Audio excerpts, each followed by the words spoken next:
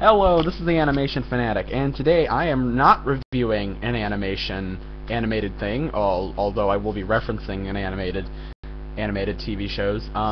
Today I'm reviewing the first X-Men movie, the very first one, let's go all the way back to 2000. I think I watched Star Wars Episode 1 and 2 back then. I was a little too young for this movie. Although there's nothing really awful for younger kids. It's just I was a little too well. I'd say it's a 10 and up. Like I said, I was a little too young for this. But anyway, I never used to be into the X-Men. Actually, I was always a fan of. I was more of a Spider-Man fan, but very recently I got into the X-Men TV shows, the old X-Men cartoons, because I watched the older one from the 90s. I watched a lot of X-Men Evolution very recently, which was on when I was a kid, and I remember catching glimpses of it. But it was sort of I was sort of in the younger age bracket, and I wasn't really interested to boot. So that was sort of the higher age bracket, and I was sort of too young, or just not interested enough, I guess. Plus, I never watched. I think it was on WB. I'm not sure. I never really watched that until I was about 10 years old. But anyway, I watched a lot of X-Men Evolution. I just recently watched I think all but 2 episodes of Wolverine and the X-Men. Loved that show. I hope to do a review on it in the future. Great show. Tragic what happened.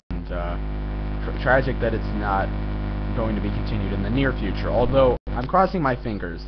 You know, we've seen with Teen Titans. We're gonna see with Shaolin Showdown possible. Yeah, comebacks. Now, if only the Tick would come back. I gotta do a review of the Tick sometime. But anyway, back to the movie.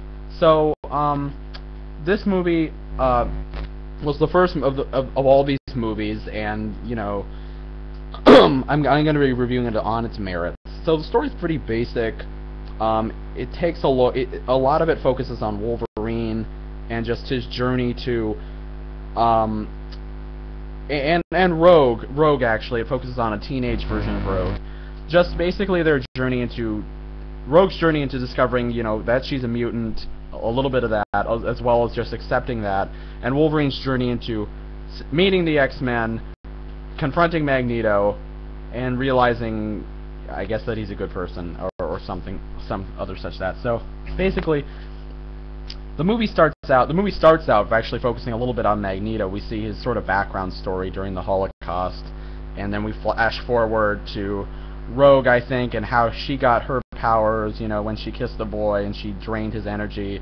And then we flash forward, flash forwarding, you know, to humans are afraid of mutants. We get a little introduction to that. We get a little introduction to Magneto and Charles Xavier have a little exchange in the Senate halls. And then we get to, you know, the main plan, which is Magneto wants to turn all of these diplomats and world leaders who are meeting near Ellis Island into mutants, so that way they will be sympathetic to mutant kind, and basically that will be good for the rest of mutants. Magneto, however, doesn't want to sacrifice himself to use his machine because it drains a lot of his energy, so he's going to give his powers to Rogue, and so he goes out to kidnap her, and then the X-Men have to stop them. This is a really basic plot synopsis of it.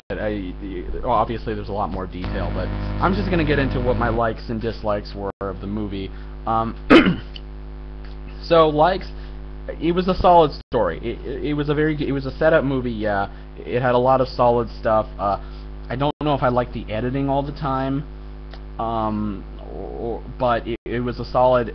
Everything looked good. I mean, the effects for the time were decent. Everything, you know, played out well. I can't emphasize this enough. It was just a good setup movie. It was an entertaining movie. It was fun to watch. Character-wise, it could be up and down. Charles Xavier and Magneto, played by Patrick Stewart and Ian McKellen respectively, very good. Very good performances on both their parts. Very good chemistry. What little we saw of them together, you get the impression that these guys they're enemies, but they're friends at the same time. Maybe not exactly like in the cartoon, like in the older cartoon, but you get the impression that these two respect each other. These two respect each other, and they just differ on how to deal with things. As I said, this movie focuses a lot on Rogue and Wolverine. Wolverine gets a lot of development, a lot of good development. Rogue. This is not Rogue. If you've seen X-Men Evolution, this Rogue's kind of similar to her, maybe a little bit to Rogue in Wolverine and the X-Men. You know, she's not the very confident, flirtatious Rogue. She's just the sort of shy, nervous kid who doesn't know what to do with her powers. And she does that. She does that well. Cyclops, pretty basic. You know, he's not a lot to do there. He's just kind of Cyclops. Cyclops isn't my favorite character. There's not a lot you can do with him, but there's a little bit, and you know, they did what they could. Storm, we don't get a lot of exposition about Storm. We don't get a lot. She comes out pretty bland, but it's just kind of funny how powerful she is, and yet she can't just kind of solve all their problems. You know, that's sort of the weird thing about the X-Men, is Storm could technically solve all the X-Men's problems by just killing everyone with lightning, but she doesn't. She doesn't. So that's kind of weird. Even Iceman in some of the cartoons could basically just fix things. I mean, I remember in one episode of Wolverine and the X-Men, Wolverine goes, "Bobby, end this!" And after they've been fighting, I guess the Multiple Man, they've been fighting him, and he's like, "Bobby, end this!" So he just freezes everything, and it's like, why didn't you do that earlier? I don't know. Maybe Wolverine was bored. So anyway, the Brotherhood of Mutants. I've been focusing on the X-Men, the Brotherhood of Mutants. I wish there had been more of them. It just seemed like there were too few of them. I know I heard somewhere that there were plans to put Blob or Pyro or Avalanche in there, and I wish they had been. Or Rogue didn't necessarily need to be in there at the beginning. I just sort of wish the others had been in there. Toad and Sabretooth and Mystique don't get a lot of character development. They're kind of background, and it almost seems like Sabretooth's just in there for fan service, maybe even Toad for that matter. Yeah, so they don't get a lot of exposition. They don't get a lot of character development. They're just kind of henchmen. Magneto gets good character development. He's really effective. He's a really dangerous villain. Really felt that. They did a good job portraying him.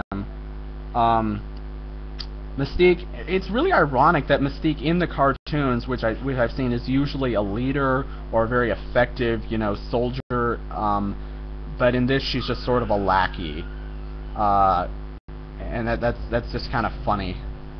But anyway, overall, I enjoyed the film. I liked it.